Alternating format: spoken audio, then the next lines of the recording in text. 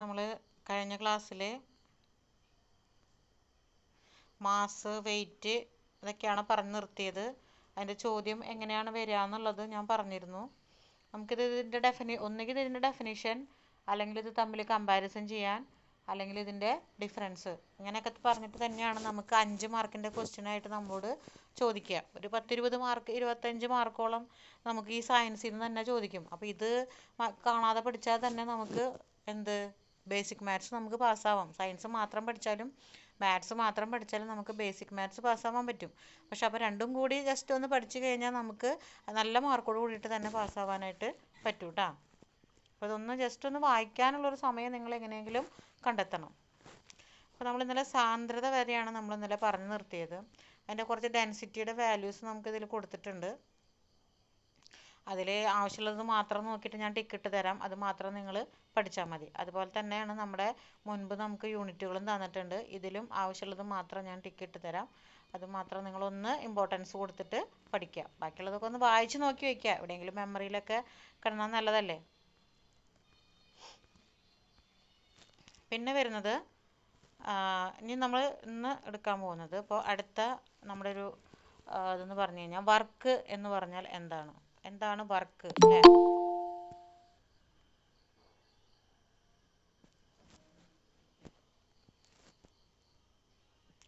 Work എന്ന് പറഞ്ഞാൽ എന്താണ്? പ്രവൃത്തി എന്ന് പറഞ്ഞാൽ നമ്മൾ എന്താണ് ഉദ്ദേശിക്കുന്നത്?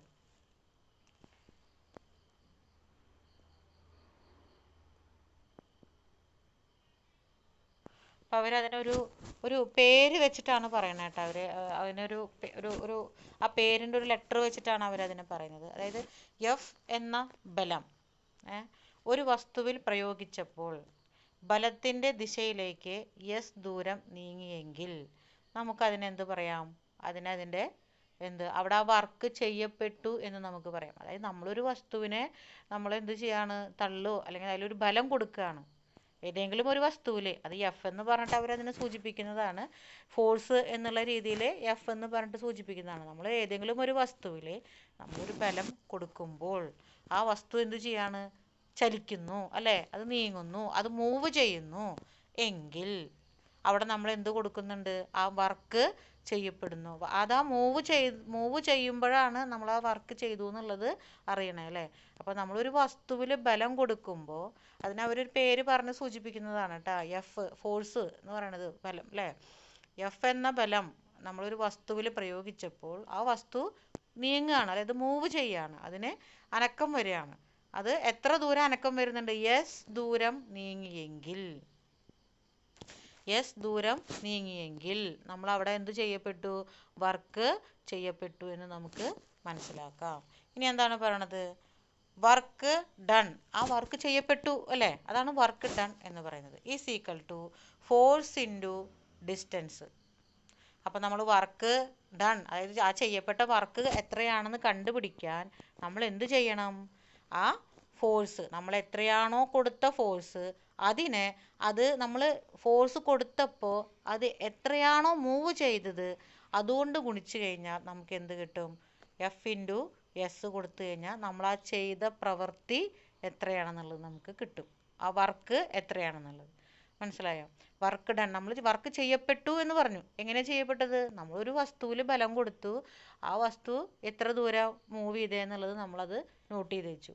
നമ്മൾ കൊടുത്ത ബലവും നമ്മൾ പ്രസ് ചെയ്യുന്ന എത്രയാണോ നമ്മൾ ഫോഴ്സ് കൊടുക്കുന്നത് ആ ഫോഴ്സും നമുക്ക് റീഡ് ചെയ്യപ്പെടും. അതുപോലെ തന്നെ ആ നീങ്ങിയ ദൂരവും റീഡ് ചെയ്യപ്പെടും. അപ്പം എങ്ങനെയാണ് അപ്പം നമുക്ക് നമ്മൾ ചെയ്ത വർക്ക് ഡൺ നമുക്ക് കണ്ടുപിടിക്കാം. അതിനുള്ള ഇക്വേഷനാണ് എന്ത് പറയുന്നത്?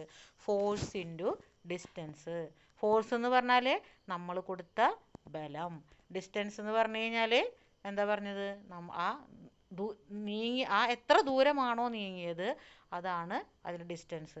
അതിനാണ് അവർ എസ് എന്ന് പറഞ്ഞിട്ട്, എസ് ദൂരം നീങ്ങിയെങ്കിൽ ഡിസ്റ്റൻസിനെ എസ് എന്ന ഇതുകൊണ്ടാണ് സൂചിപ്പിച്ചിട്ട്, അതാണ് എഫ് ഇൻറ്റു എസ് എന്ന് പറഞ്ഞത്. ഡിസ്റ്റൻസിനെ എസ് എന്ന് പറഞ്ഞിട്ടാണ് ഇതിൽ സൂചിപ്പിച്ചിട്ടുള്ളത്. അതുകൊണ്ടാണ് നമ്മൾ എന്ത് പറയുന്നത്? എഫ് ഇൻറ്റു എസ് എന്ന് പറയുന്നത്. അപ്പോൾ എന്താണ് വർക്ക് എന്ന് പറഞ്ഞു കഴിഞ്ഞാൽ? നമ്മൾ ഒരു വസ്തുവിൽ പ്രയോഗിക്കുന്ന അല്ലേ ഫോഴ്സ്, ആ പ്രയോഗിച്ച ഫോഴ്സ് ആ ഫോഴ്സ് കാരണം ആ വസ്തു എത്ര ദൂരം നീങ്ങി എന്ന് അറിയുമ്പോഴാണ് ആ വർക്ക് ചെയ്യപ്പെട്ടു എന്ന് നമ്മൾ മനസ്സിലാക്കുന്നത്. ഇനി ആ വർക്ക് ഡൺ, ആ വർക്ക് ചെയ്യപ്പെട്ട വർക്ക് എങ്ങനെയാണ് നമ്മൾ കണ്ടുപിടിക്കുന്നത്? ആ ഫോഴ്സ്, നമ്മൾ കൊടുത്ത ഫോഴ്സ് ഇൻറ്റു ഡിസ്റ്റൻസ്. അപ്പോൾ എഫ് ഇൻറ്റു എസ് എന്ന് കാൽക്കുലേറ്റ് ചെയ്ത് കഴിഞ്ഞാൽ നമുക്ക് ആ ചെയ്യപ്പെട്ട വർക്ക് നമുക്ക് എത്രയാണെന്നുള്ളത് നമുക്ക് കണ്ടുപിടിക്കാനായിട്ട് പറ്റും. ഇനി SI സിസ്റ്റത്തിൽ ബലത്തിൻ്റെ യൂണിറ്റ് ന്യൂട്ടൺ ആണ്. നമ്മളത് നേരത്തെ മുമ്പ് അവിടെ കണ്ടതാണ് അല്ലേ? SI സിസ്റ്റത്തിലെ ബലത്തിൻ്റെ യൂണിറ്റ് എത്രയാണെന്നാണ് പറയുന്നത്? ന്യൂട്ടൺ ആണ്.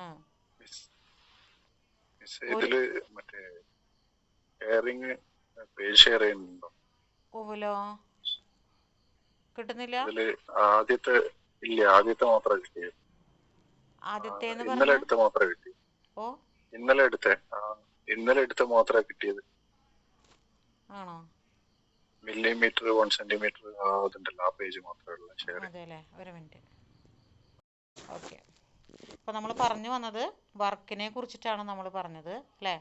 നമ്മൾ ചെയ്യുന്ന പ്രവൃത്തി, അതാണ് വർക്ക്. എന്താ പ്രവൃത്തി എന്ന് പറയുന്നത്? ഏതെങ്കിലും ഒരു വസ്തുവിൽ നമ്മൾ കൊടുക്കുന്ന ഒരു ഫോഴ്സ്, ആ ഫോഴ്സ് കാരണം ആ വസ്തു എത്ര ദൂരം സഞ്ചരിക്കുന്നു, അതാണ് അവർ എഫ് എന്ന് പറയുന്ന ഒരു വസ്തുവിൽ നമ്മൾ കൊടുക്കുന്ന ഫോഴ്സിനെ എസ് ദൂരം സഞ്ചരിച്ചു കഴിഞ്ഞാൽ ആ വർക്ക് അവിടെ ചെയ്യപ്പെട്ടു എന്നാണ് നമ്മൾ മനസ്സിലാക്കുന്നത് അല്ലേ? വർക്ക് ഡൺ ആണ്. അപ്പോൾ ആ വർക്ക് ഡൺ കണ്ടുപിടിക്കാൻ നമ്മൾ എന്താണ് ചെയ്യേണ്ടത്?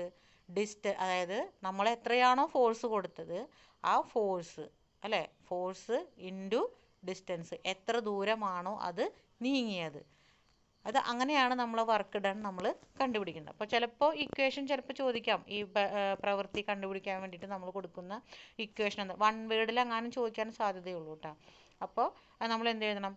എഫ് ഇൻറ്റു എസ് ദൂരമാണ് സഞ്ചരിക്കുന്നത്, അപ്പോൾ നമ്മളതിനെ എസ് എന്ന് നമുക്ക് എഴുതി കൊടുക്കാം. അല്ലെങ്കിൽ നമുക്ക് ഇത് ചോദിക്കുകയാണ് വർക്ക് എന്താണ് പ്രവൃത്തി എന്ന് നിങ്ങളോട് എക്സ്പ്ലെയിൻ ചെയ്യാൻ പറയാണ്. അല്ലെങ്കിൽ വർക്കും പവറും തമ്മിൽ, അല്ലെങ്കിൽ വർക്കും എനർജിയും തമ്മിലുള്ള വ്യത്യാസം എന്താണ്, അല്ലെങ്കിൽ അത് രണ്ടും ഒന്ന് എക്സ്പ്ലെയിൻ ചെയ്യാൻ പറയാണ് എങ്കിൽ നിങ്ങൾ ഇങ്ങനെ ഈ ഒരു രീതിയിൽ അത് എഴുതി വെക്കണം. ഒന്ന് പാരഗ്രാഫായിട്ട് എഴുതി വെച്ചാൽ നല്ലതാണ്. അതായത് ഇങ്ങനെ തിരിച്ച് എഴുതി വെക്കുമ്പോൾ നോക്കുന്നവർക്ക് കുറച്ചും കൂടി ക്ലിയർ ആയിട്ട് മനസ്സിലാവുമല്ലോ.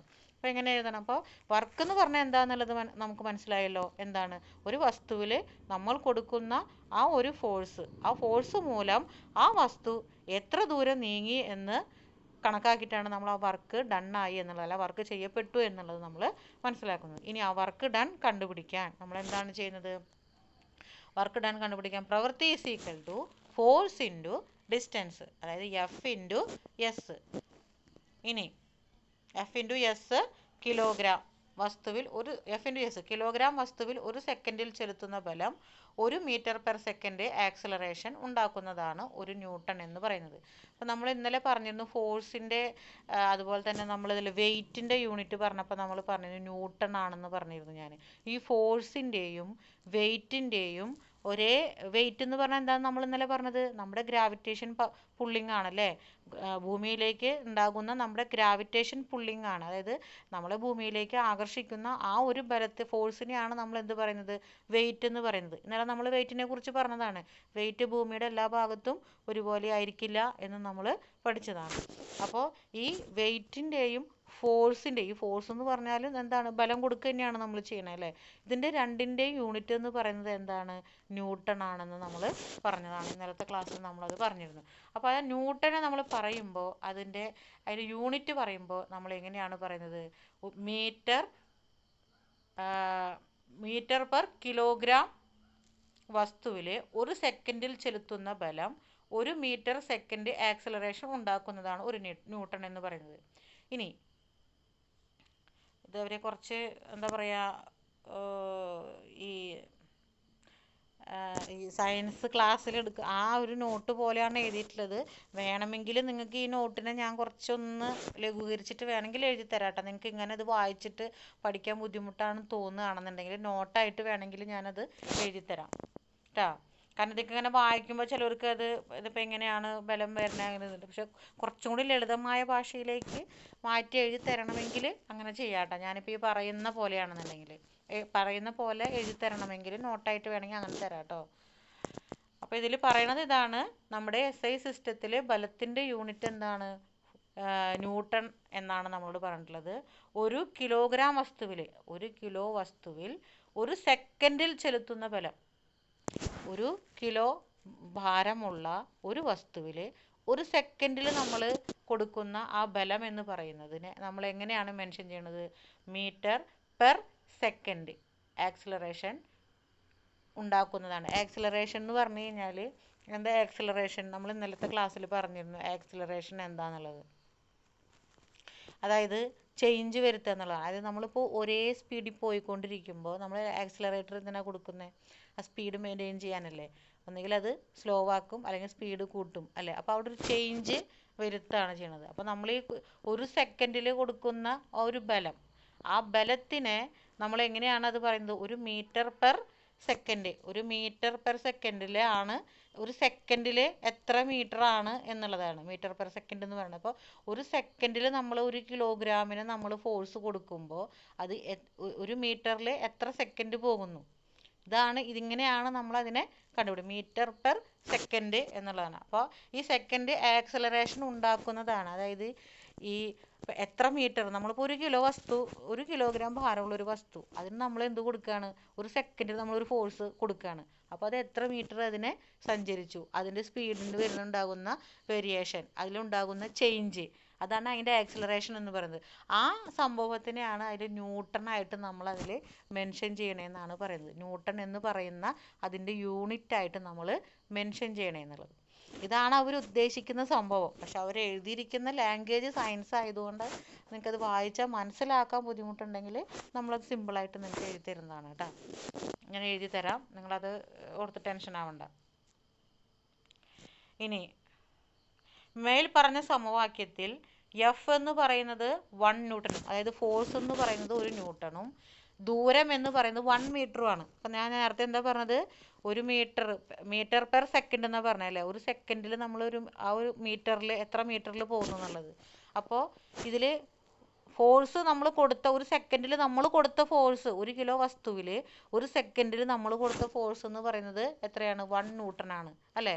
അങ്ങനെയാണെങ്കിൽ ആ എസ് എന്ന് പറയുന്ന ദൂരം അത് എത്ര? 1 മീറ്ററാണ് അത് സഞ്ചരിച്ചത്, 1 മീറ്ററാണ് അത് പോയത്. അപ്പോൾ 1 മീറ്ററും ആണെങ്കിൽ എന്ന് വിചാരിക്കുക, 1 മീറ്റർ ആണെന്ന് വിചാരിക്കാനാണ് പറയണത്. അതായത് ഒരു കിലോ ഭാരമുള്ള വസ്തുവിൽ നമ്മൾ എന്ത് ചെയ്യാണ്? ഒരു ഫോഴ്സ് നമ്മൾ കൊടുക്കുകയാണ്. 1 കിലോ ഭാരമുള്ള ഒരു വസ്തുവിൽ നമ്മൾ എന്ത് ചെയ്യുന്നു? ഒരു ഫോഴ്സ് നമ്മൾ കൊടുക്കുന്നു. അപ്പോൾ അതായത് ഒരു സെക്കൻഡിൽ കേട്ടാ അത് 1 മീറ്റർ ദൂരം സഞ്ചരിച്ചു. അപ്പോൾ നേരത്തെ പറഞ്ഞ നമ്മുടെ ഇക്വേഷൻ ഉണ്ടല്ലോ, നമ്മൾ പറഞ്ഞ ഇക്വേഷൻ എന്തായിരുന്നു? ഫോഴ്സ് ഇൻറ്റു ഡിസ്റ്റൻസ് എന്ന് പറയുന്ന ഇക്വേഷൻ, അതായത് എഫ് ഇൻറ്റു എസ്. അത് ഇവിടെ എങ്ങനെയാണ് അപ്ലൈ ചെയ്യുന്നതെന്നാണ് അവർ നമ്മളോട് പറയുന്നത്. അതായത് എഫ് എന്ന് പറയുന്നത് 1 ന്യൂട്ടണും എസ് എന്ന് പറയുന്നത് 1 മീറ്ററും ആണെങ്കിൽ വർക്ക് ഡൺ എങ്ങനെയാണ് എന്നുള്ളതാണ് പറയുന്നത്. അതായത് 1 ന്യൂട്ടൺ മീറ്റർ അഥവാ 1 ജൂൾ. SI സിസ്റ്റത്തിൻ്റെ വർക്കിൻ്റെ യൂണിറ്റ് ജൂളാണ്. നമ്മൾ SI സിസ്റ്റത്തിൽ നമ്മുടെ വർക്കിൻ്റെ യൂണിറ്റ് എന്താണ്? ജൂളിലാണ് പറയുന്നത്. അത് കഴിഞ്ഞ ദിവസത്തെ നോട്ടിൽ അത് പറയുന്നുണ്ട്. വർക്കിൻ്റെ ഞാനത് നിങ്ങളോട് പ്രത്യേകം പറഞ്ഞിരുന്നു, ഓരോന്നിൻ്റെയും യൂണിറ്റ് നിങ്ങൾ കാണാതെ പഠിക്കണം. വർക്കിൻ്റെ യൂണിറ്റ് എന്താണ്? ജൂള് ആണ്. നമ്മളോട് SI സിസ്റ്റം മുന്നേ നമ്മളോട് പറഞ്ഞിട്ടുണ്ട്. ഒരു ന്യൂട്ടൺ ബലം 1 മീറ്റർ അതിൻ്റെ ദിശയിൽ നീങ്ങുമ്പോൾ ചെയ്യുന്ന വർക്കാണ് 1 ജൂൾ എന്ന് പറയുന്നത്.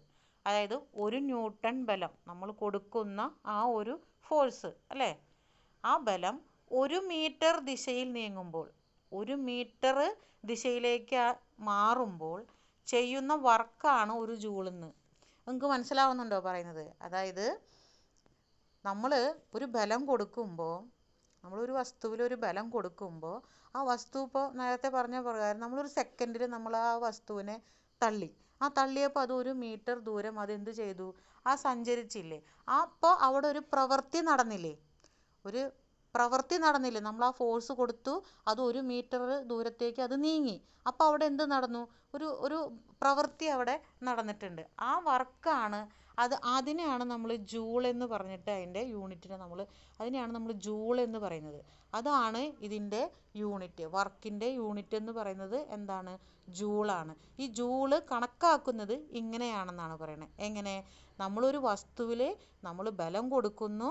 ആ ബലം കൊടുക്കുമ്പോൾ അത് 1 മീറ്റർ ദൂരത്തേക്ക് അത് എന്ത് ചെയ്യാണ്? അത് മൂവ് ചെയ്യാണ്. അപ്പോൾ ആ വർക്ക് അവിടെ ചെയ്യപ്പെട്ടു എന്നാണ് നമ്മൾ മനസ്സിലാക്കുന്നത് അല്ലേ? അങ്ങനെ ചെയ്യുമ്പോൾ ആ ഒരു വർക്ക്, ആ ചെയ്യപ്പെട്ട വർക്കിനെയാണ്, ആ വർക്കിൻ്റെ യൂണിറ്റ് നമ്മൾ മെൻഷൻ ചെയ്യുന്നത് എങ്ങനെയാണ്? ജൂൾ എന്ന് പറഞ്ഞിട്ടാണ് നമ്മളതിനെ മെൻഷൻ ചെയ്യണത്. മനസ്സിലാവുന്നുണ്ടാവുമെന്ന് ഞാൻ വിചാരിക്കുന്നു പറയണ കാര്യങ്ങൾ. അത് ചുരുക്കി പറഞ്ഞാൽ ഇത്രയേ ഉള്ളൂ സംഭവം. എന്താണ്? നമ്മൾ ഒരു വസ്തുവിൽ ഒരു ബലം കൊടുക്കുകയും ആ വസ്തു മുന്നോട്ട് നീങ്ങുകയും സഞ്ചരിക്കുകയും അതിനെ ചലിക്കുകയും ചെയ്യുകയാണെങ്കിൽ അവിടെ ഒരു വർക്ക് ചെയ്യപ്പെട്ടു എന്ന് പറയുന്നു. അപ്പോൾ ആ ചെയ്യപ്പെട്ട വർക്കിനെ നമ്മൾ മെൻഷൻ ചെയ്യുന്നത് ജൂൾ എന്ന് പറയുന്ന അതിൻ്റെ യൂണിറ്റ്, ജൂൾ എന്നാണ് അതിൻ്റെ യൂണിറ്റിൽ നമ്മളതിനെ പറയപ്പെടുന്നത്. അപ്പോൾ ഇത് ഫോഴ്സും അതുപോലെ തന്നെ ആ സഞ്ചരിച്ച അത് നീങ്ങിയിട്ടുള്ള ആ ഒരു ദൂരവും തമ്മിലുള്ള ഒരു കണക്ഷനാണ് ഈ വർക്ക് എന്ന് നമ്മൾ പറയുന്നത്.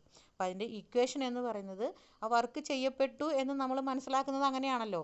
നമ്മൾ തള്ളി ആ വസ്തു നീങ്ങി, ആ നീങ്ങുമ്പോഴാണ് അത് അവിടെ വർക്ക് ചെയ്യപ്പെട്ടു എന്ന് നമ്മൾ മനസ്സിലാക്കുന്നത്. അപ്പോൾ അതിൻ്റെ ഇക്വേഷൻ അവരത് പറഞ്ഞത് എങ്ങനെയാണ്? ഫോഴ്സ് ഇൻറ്റു ഡിസ്റ്റൻസ് ആണ്. എത്രയാണോ ഫോഴ്സ് നമ്മൾ കൊടുത്തത്, ഇനി ഇൻറ്റു ഡിസ്റ്റൻസിന് നമ്മൾ എസ് എന്ന പേരിലാണ് നമ്മൾ അറിയപ്പെടുന്നത്. അപ്പോൾ എഫ് ഇൻറ്റു എസ്, അതാണ് 1 ന്യൂട്ടൺ ഇൻറ്റു 1 മീറ്റർ എന്ന് നമ്മളോട് അവിടെ ഇക്വേഷനിൽ അവർ എഴുതി കാണിച്ചത്. മനസ്സിലാവുന്നുണ്ടല്ലോ അല്ലേ ക്ലാസ്സിൽ? അല്ല, ഇത് പറയുന്ന കാര്യം ചുരുക്കി പറഞ്ഞാൽ ഇതാണ്. ക്ലിയർ ആവുന്നുണ്ടോ?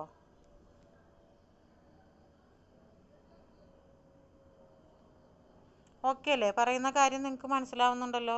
ഞാൻ സയൻസ് ക്ലാസ് ആണ്, അപ്പോൾ എനിക്ക് നിങ്ങൾ റെസ്പോണ്ട് കിട്ടിയാലാണ് കേട്ടോ എനിക്ക് അങ്ങോട്ട് പോകാൻ പറ്റുള്ളൂ. ഞാൻ തിയറിയാണ് എടുത്ത് പോകുന്നതെന്നുണ്ടെങ്കിൽ എനിക്കത് പ്രശ്നമില്ല. പക്ഷെ നമ്മൾ എടുക്കുന്നത് സയൻസ് ആണ്. അപ്പോൾ നിങ്ങളതൊന്ന് റെസ്പോണ്ട് ചെയ്താൽ നന്നായിരിക്കും കേട്ടോ. അല്ലെങ്കിൽ അല്ല, പറയുന്നത് മനസ്സിലാക്കിയോ? നമുക്ക് അത് കുഴപ്പമില്ല. ഞാൻ പറയുന്ന കാര്യങ്ങൾ നിങ്ങൾക്ക് അത് മതി. ജസ്റ്റ് അത് അപ്പോൾ ഞാനത് 2-3 പ്രാവശ്യം ഞാൻ റിപ്പീറ്റ് ചെയ്ത് പറയുന്നത് അതുകൊണ്ടാണ്. കാരണം എന്താ വെച്ചാൽ നിങ്ങളിപ്പോൾ എക്സാമിന് ചോദിക്കുമ്പോൾ ഞാൻ പറഞ്ഞില്ലേ, ഇപ്പോൾ ഒന്നുകിൽ ഇത് ഡിഫൈൻ ചെയ്യാൻ പറയും, അല്ലെങ്കിൽ ഇത് എന്താണെന്നുള്ളത് എഴുതാൻ പറയും. ഇങ്ങനെയാണ് നമ്മളോട് സാധാരണ ക്വസ്റ്റ്യൻ ചോദിക്കാറ്. അപ്പോൾ ഞാൻ ഈ പറയുന്ന കാര്യങ്ങൾ ഓർമ്മയിൽ നിന്ന് നിങ്ങൾക്ക് എടുത്തെഴുതാൻ പറ്റണം, അത്രേ ഉള്ളൂ. ഇതെന്താ അറിയോ മിസ്സേ, ഇത് ഞാനൊരു അഭിപ്രായം പറയാണ്. ഇതിപ്പോ മിസ് ക്ലാസ് എടുത്ത് പോയി, ഇനിയിപ്പോ നെക്സ്റ്റ് നമ്മളെ ഈ ടെസ്റ്റ് ഉണ്ടല്ലോ, ഓരോ ഇതായിട്ട്